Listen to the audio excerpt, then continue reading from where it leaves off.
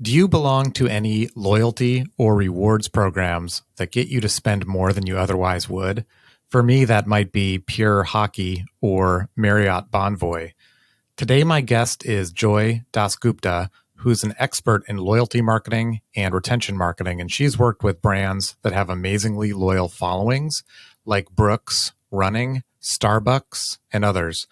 We talk about why loyalty programs work and what they bring to the table. We also talk about how to measure those programs' success, mistakes to avoid, and we talk about the challenges we have with existing restaurant reservation rewards and what we wish was out there. This is a really good episode. Thanks.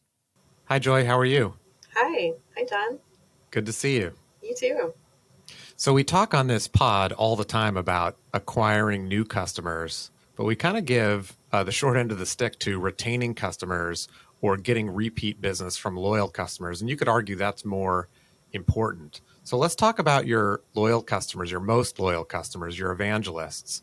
If someone absolutely loves your brand, what impact can they have on your business? Well, they can have many potential impacts. It depends a lot on what industry or what business you're in. But in some cases, they will have a disproportionate impact on your revenue. So often your most loyal customers spend the most with you. So therefore you have a lot of incentive to keep them happy and returning.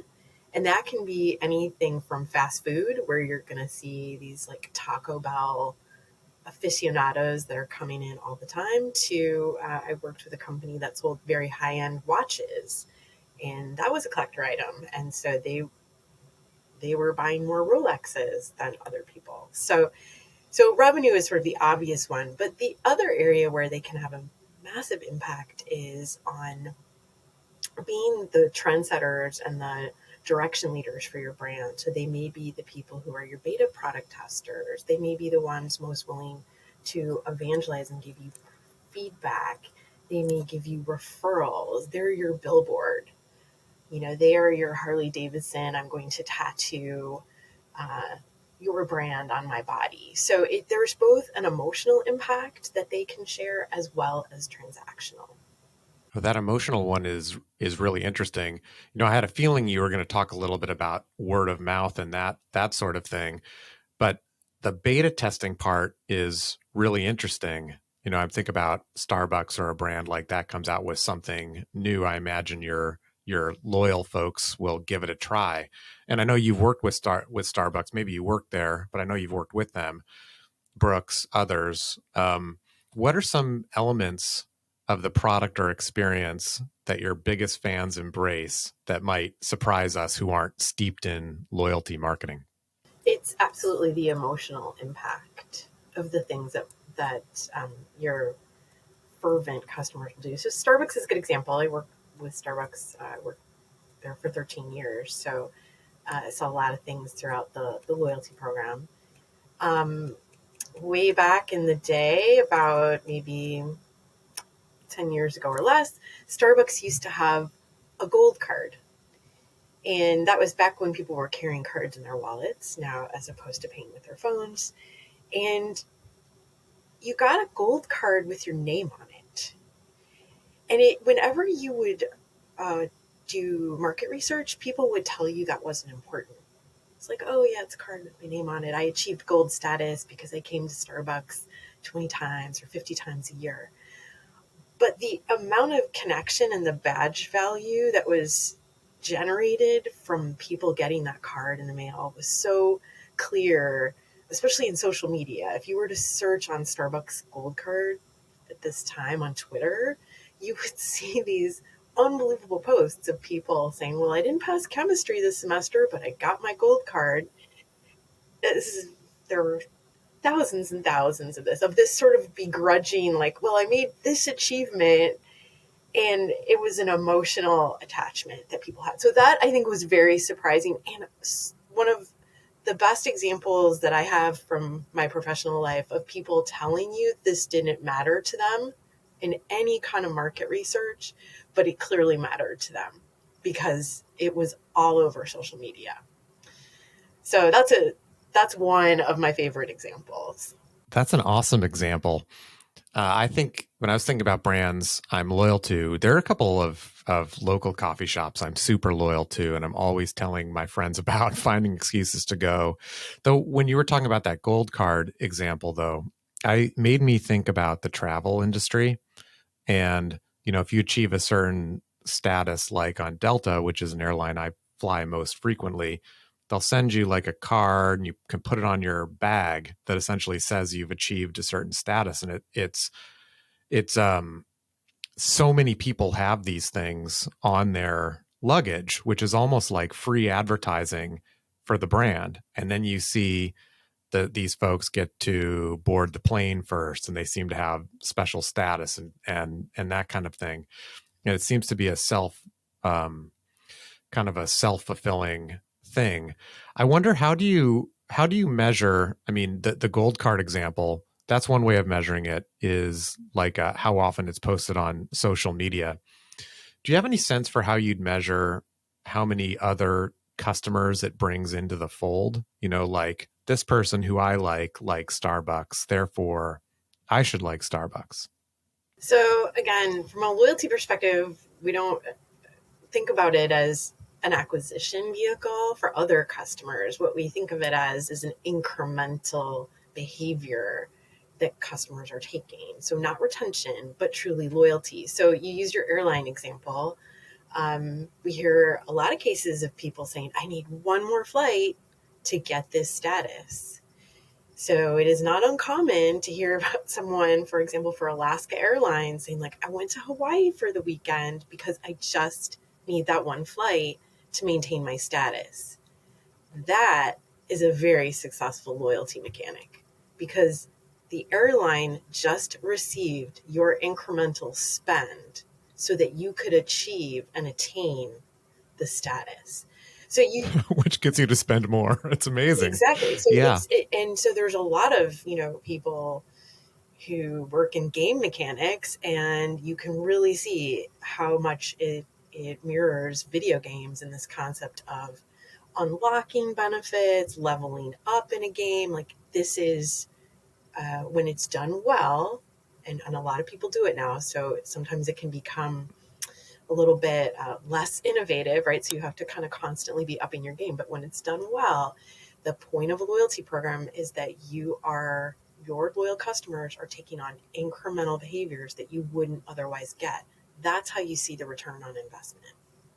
How do you know if you're a brand, if you're starting up and you don't do loyalty marketing, or you don't have a program for it? Where would you start? Like, when's the right time in a business to start thinking about loyalty marketing? And what are the key artifacts? Do you create like a strategy? Is there a strategy doc? Is there a creative brief? Do you look at your mission? How do you get going with loyalty marketing? Yeah, all of those things, the way you would with any marketing program. Well, I mean, the obvious thing is you first have to have loyal customers, and you have to define who those customers are. And that depending on your brand and your business and your strategy, sounds like it's sort of a simple thing, but it may not be. It may be the people that spend the most. It may be the people that come or visit you most often, if you're brick and mortar, or come to your website most often. It might be, I think about athletic shoes, it might be your sneakerheads, like the people who really love your brand and want to buy the cutting edge products, but may not actually be your most frequent customers, for example. So you have to figure out who you're trying to target and why. What benefit do you want?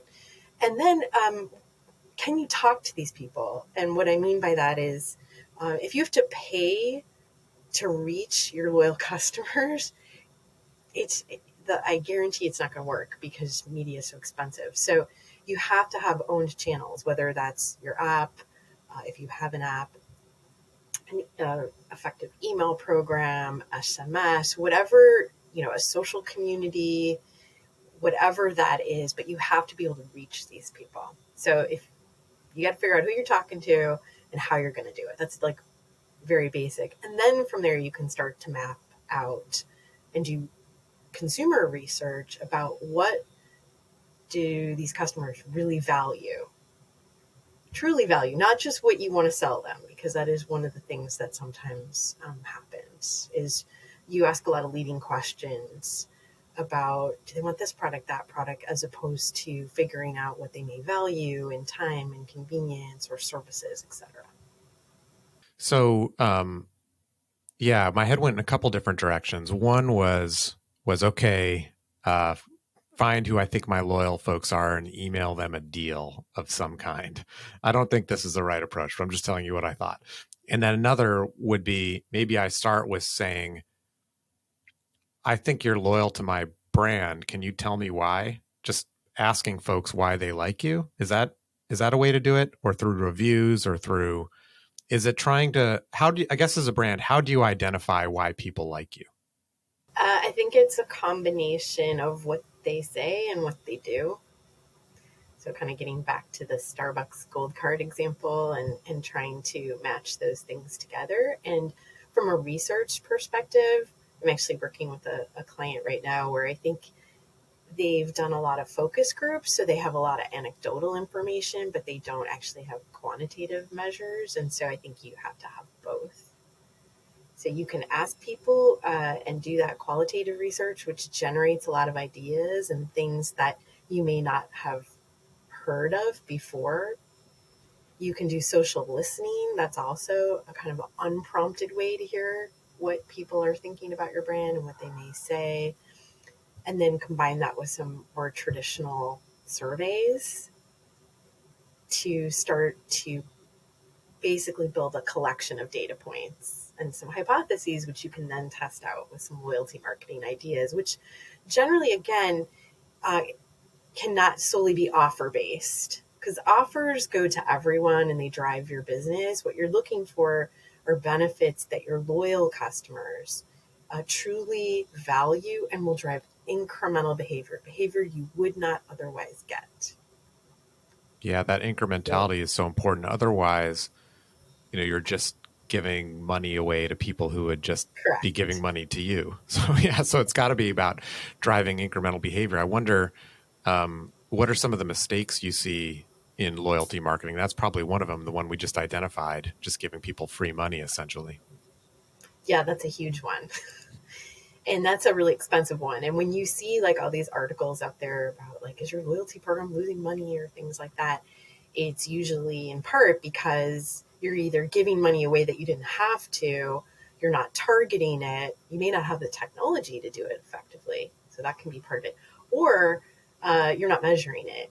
So every loyalty program has, your marketer, your IT folks, and your finance people, and they really have to be a very tight pod. So yes, incrementality is one of the big potential mistakes is not measuring that. But there's several other ones. One of them actually is about acquisition, and you still have to have a very robust acquisition plan to get people into your program. And I often see companies are like, "Oh, we have these great benefits," and it's like, that's fantastic, but you have to tell people about them. And you have to use your assets to get people into your program. And that might be, depending on your business, it might be packaging, it might be, of course, digital assets as well. But the other ones that you'll hear a lot about for loyalty, John, are the rewards themselves, that they're not meaningful enough, motivating, or they take too long to earn, or they're too hard to redeem. Like there's blackout dates, or there's all these restrictions. So there really has to be a strong value proposition, which again sounds obvious, but often we'll see companies that try to make rewards unattainable so that they don't have to pay them out. And that's not actually a very effective loyalty program. Yeah, that I was going to ask you a question about authenticity. That seems like one of them because I can think about an example of there's like a reservation service that I would use and you get a certain number of points for making a reservation. I'm like, oh, that's great. What do these points get me? And it was like, if I do 100 reservations, I get $50 off a meal. I'm like, 100 reservations? I've got kids. I'm not going out to dinner. This is going to take me 5 years. Like, what's the point? So that's a fantastic example. And actually, that brings like OpenTable to mind. Like I've used it. I think they have a loyalty program. I work in loyalty, and I have no idea what I'm getting and how hard or easy it is to use it. So therefore, it's clearly not having its desired impact on me. Yeah, it's So not changing your that's behavior. a good example. It's not changing my behavior because it's. I think it's too hard for me to ever get a discount. Whereas if you think about, if you use that example, if you're innovating, you might think more about the emotional components, which is, can I get that table by the window that I want?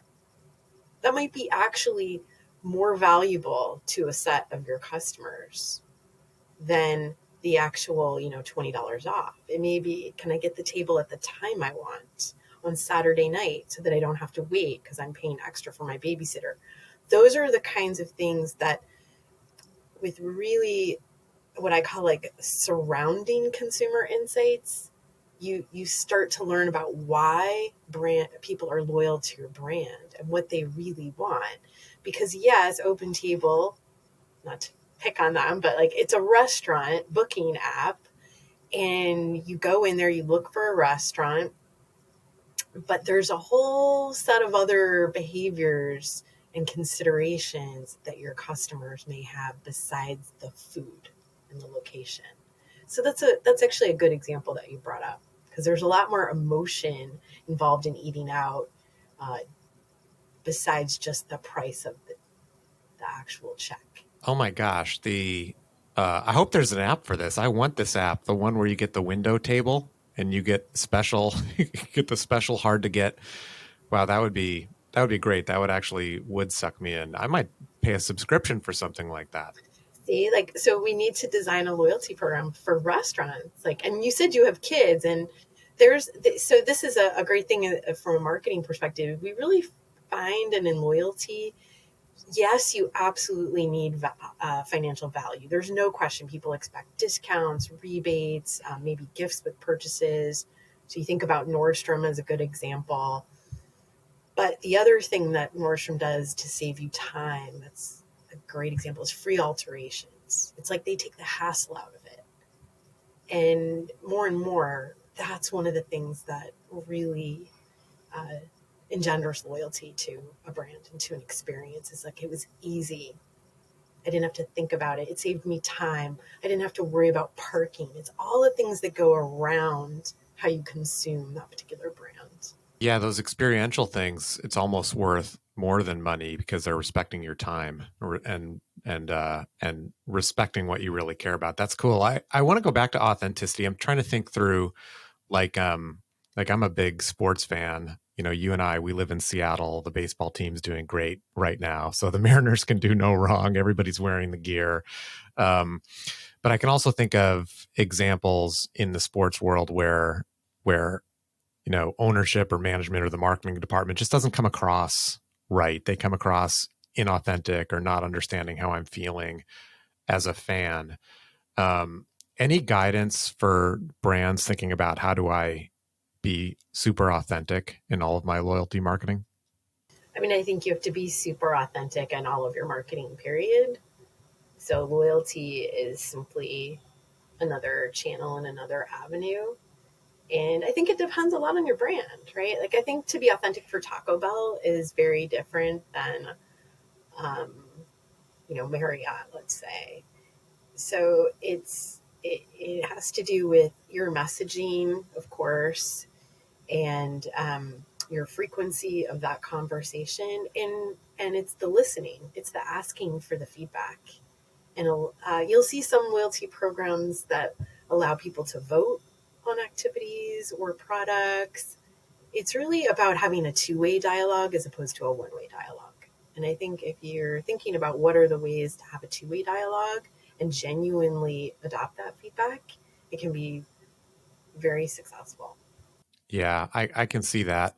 And I wonder, on the flip side, is there how much is too much with loyalty marketing? I can think about a couple of brands that I really like, and they send me emails every day, and I just can't take it anymore. And so, like, I guess two questions: what are the key metrics to determine if loyalty marketing is working? And on the flip side, making sure you're not investing so much into this, it's too much?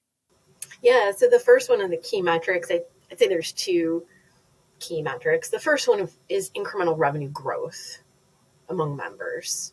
So really, it stands to reason if you're going to spend the money to have a loyalty program, you have to be able to measure that your members act in a way that is incrementally beneficial to your business as measured by revenue growth. So and profitability. So that's the first one. And then the second one is engagement. You're definitely expecting that your members, for example, for Starbucks, you would see much higher email engagement than you would, or app engagement, or download rates. You would expect to see that between your members and non-members. So whatever kind of digital or physical engagement is meaningful to your business, you want to see those numbers higher, significantly higher. And you want to make sure that this outweighs the cost of providing these benefits. Otherwise, it's like we talked about before, it's just discounting. Now, the frequency piece that you mentioned, I think retail in particular, is most likely to overwhelm you because they're constantly sending you offers. And I think the challenge with this is that, I think if you're the Gap, for example, they see a return on all of these emails. They just keep bombarding you with it. And there's a temptation that more is better. And I think it takes a lot of restraint on the part of a brand and confidence to not communicate as often as many brands do. So I do think that, the obvious things are looking at unsubscribe rates or people deleting your apps and response rates going down. But certainly the brands that are sending you messages every single day, unless it's something you consume every day, it's too much. Yeah, I feel that. I really like when a brand knows how often I want to receive something, and I'm excited to read the email or read the direct mail. Thankfully, fewer people are sending me snail mail. I don't want that as much anymore. About incrementality, what do you recommend to a marketer with respect to understanding incrementality? Do you recommend like A/B testing where you give some members a benefit and see what happens and some members not? Or is that some territory you wouldn't recommend because some members might find out they're not getting something? Yes. That is one of the hardest things to measure. And I think this is where I defer to, the decision scientists and the data scientists. They can help you with creating control groups and really trying to design the purest possible tests. So I think it's a combination of art and science, to be honest. Yeah, and there's a And similar thing I wonder with lifetime value because I think about Starbucks is probably a pretty easy one, or easier anyway, because as part of your daily habit or weekly habit, after 3 or 6 months, you have a lot of data points. But shoes or airlines or many consumers might only buy those things every 3, 6, 9 months or more. So what advice do you have around lifetime value and thinking about that? I think that's also can be really challenging from a loyalty perspective because you're trying to understand what they did or would have done before you had a program and what their lifetime value would be. So I think again I really recommend either working with a financial analyst or your data scientists to come up with effective ways to model it for your particular business. So insurance is a good example where you could look at, well, that's a good example because it's something you need throughout your lifetime. So you might actually be thinking more about loyalty, about how do I get people at the very early stages of their life so that I can keep them until they're senior citizens or whatever it may be. So I think more about lifetime value and loyalty, about trying to get people in the earliest parts of their purchasing cycles. Do you find that brands like Starbucks or other brands you've worked with have the capability to think that far in advance, about a 2, 3, 5, 10 year uh, or more relationship? I do. I think I'm working with another brand right now, which is a publisher, and I think they're absolutely looking at what it means for young people to experience their media and how it's changing generationally. So brands, so startups and earlier stage companies, no, but mature companies are absolutely thinking about what is the next generation, how are they going to experience my product, and what are they going to buy. So in the case of coffee, which is a fun example, it used to be that people were drinking hot coffee, and they still do, but what's really supplanted it again from younger generation is cold coffee.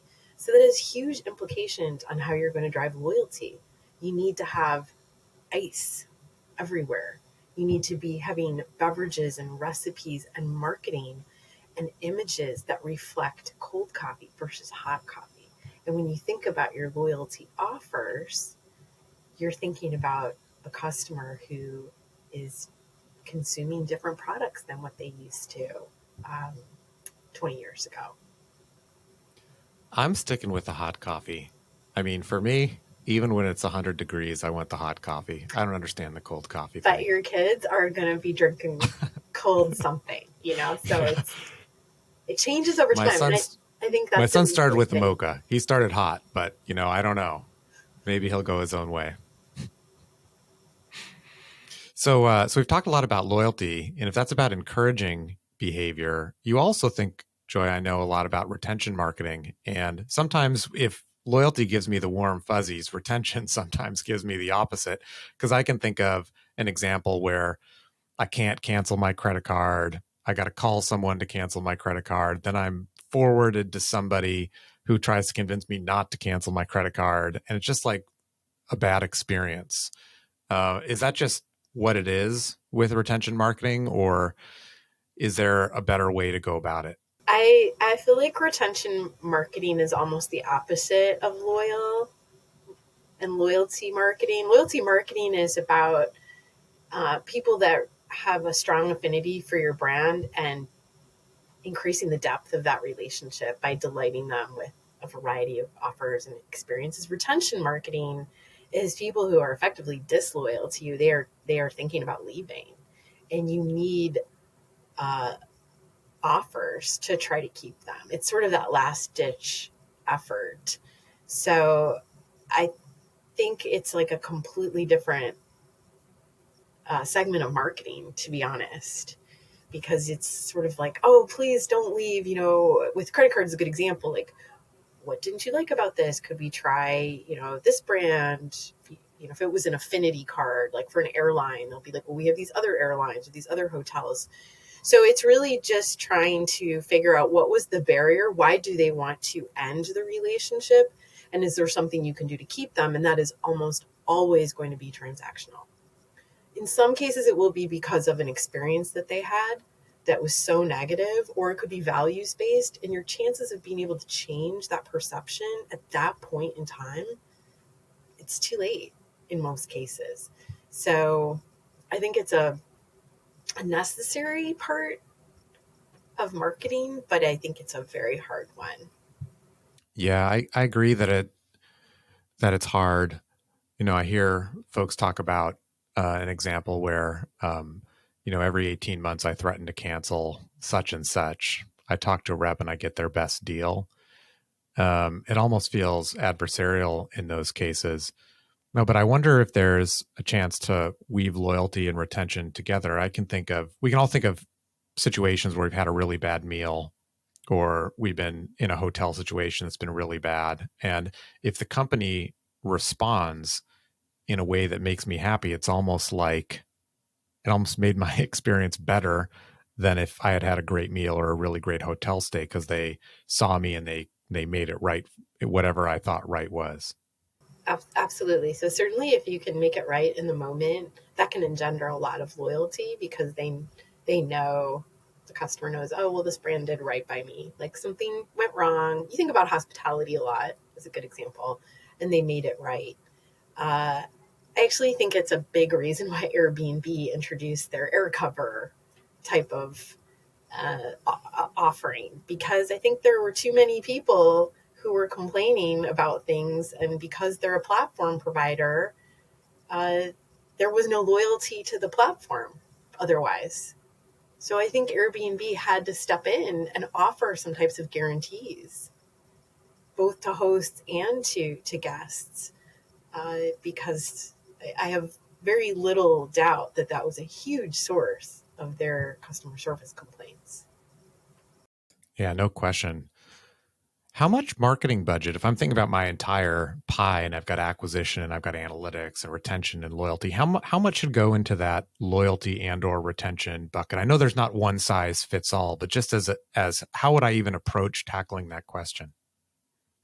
That's a great question. I think it depends a lot on your brand and where you are in your product life cycle. So acquisition is always going to be a major part of spend for most brands, because you always have to be bringing new people in, and you have new products that you're trying to get people into. But if you're a very saturated brand or mass market, so telecom's a good example, like AT&T or Verizon. The only way you're going to acquire is you got to take share from somebody else. So that's expensive, and that can be really hard in a fairly commoditized market. So actually, for them, a lot of their growth can come from their existing customers. So in those cases, it makes a lot of sense for them to spend a lot more money on retaining customers than having to go out and get new ones, as opposed to a big acquisition budget. And they also have a lot of opportunity to grow your revenue within the subscriber base. So get another line, sell them more security services, or get them to get DSL or internet or whatever that may be. So those are examples of where I don't think there's tons of acquisition like for new customers, and where I think they need a much heavier spend on retention and loyalty. But for most companies, they constantly have to be bringing in new new customers. So it's going to be a more equal percent. I feel to round out this particular episode, we almost need to promote a brand that we really like. We've been talking so much about coffee. If you're in the Seattle area, I've got two that I love if I'm going to walk west or walk south. Walking south is QED Coffee. I think they just have two stores, but they're friendly, awesome. And then Broadcast Coffee, which is near me too. And they have a Temple Pastries. So anybody in the Seattle area, you got to go to those places. Maybe they'll hear me on this podcast and give me something for plugging them. How about you? Any recommended brands in your world, Joy? Overall, or coffee specific, or You choose. oh, I wasn't expecting that question, so I probably have all I kinds know I wasn't expecting to ask it. It just made me. I've of got to go get different another ones. cup. Well, this isn't a national brand, but one brand that I'm really impressed with from a loyalty perspective right now that I think is doing a great job, that is one of our local companies, is REI.